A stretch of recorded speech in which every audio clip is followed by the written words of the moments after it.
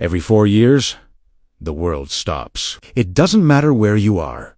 It doesn't matter your language. It doesn't matter your religion, your politics, your wealth, or your poverty. For 1 month, planet Earth breathes at the same rhythm, beats at the same pace, cries and screams for the same ball. This has a name, and that name is the World Cup. But I need to ask you a question that most people never stop to think about.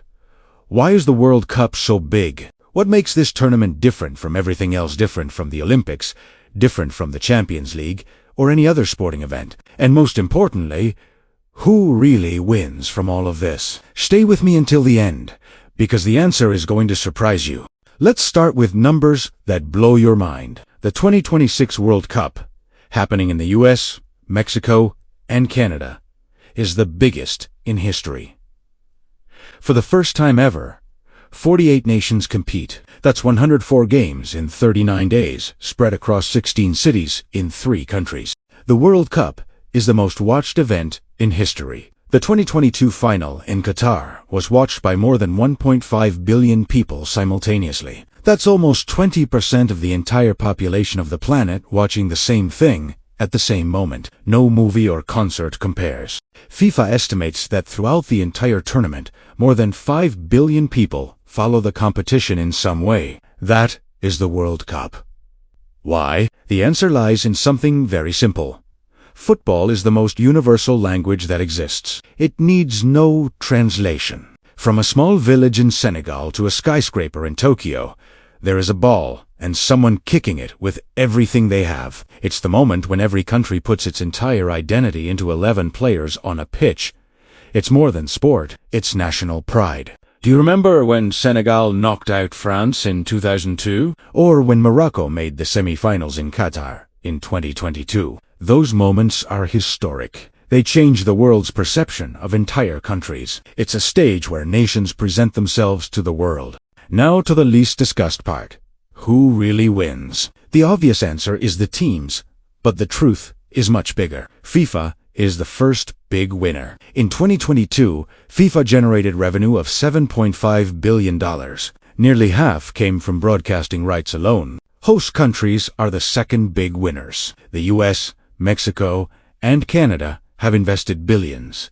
But the expected return is staggering. The 2026 World Cup will inject more than $30 billion into the host economies. Hotels packed, restaurants full, tourism at historic levels. Brands and sponsors are the third big winners. Adidas, Nike, Coca-Cola, the biggest corporations, pay hundreds of millions for this showcase. Appearing at the World Cup means appearing in front of 5 billion people. Commercial breaks are the most sought after advertising slots. Finally, the players. Athletes who reach the World Cup enter a different tier of fame. Vinicius Jr.'s value multiplies with every goal. Cristiano Ronaldo and Lionel Messi are ultimate examples. World Cups transform to excellent footballers into global commercial phenomena worth billions. But there is a dimension that goes far beyond money. A dimension that any Brazilian, Argentine, or German understands perfectly. When Brazil plays, the country stops.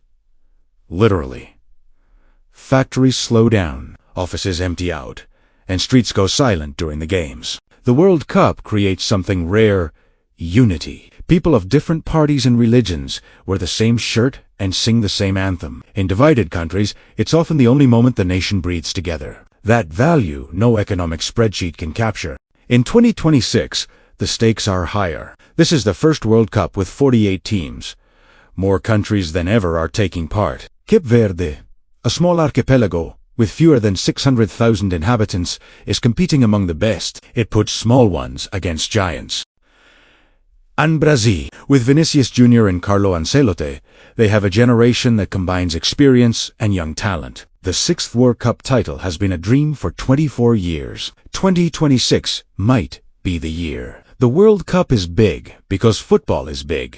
It's economics, politics, identity, and history. It's the moment when humanity, with all its conflicts, stops and watches the same game. Who wins? Everyone. You, watching this video, are part of it too. You are one of the billions who make the World Cup what it is. If this opened your eyes, drop a like, subscribe, and share. The cup goes on, and we'll be right here with you until the final whistle.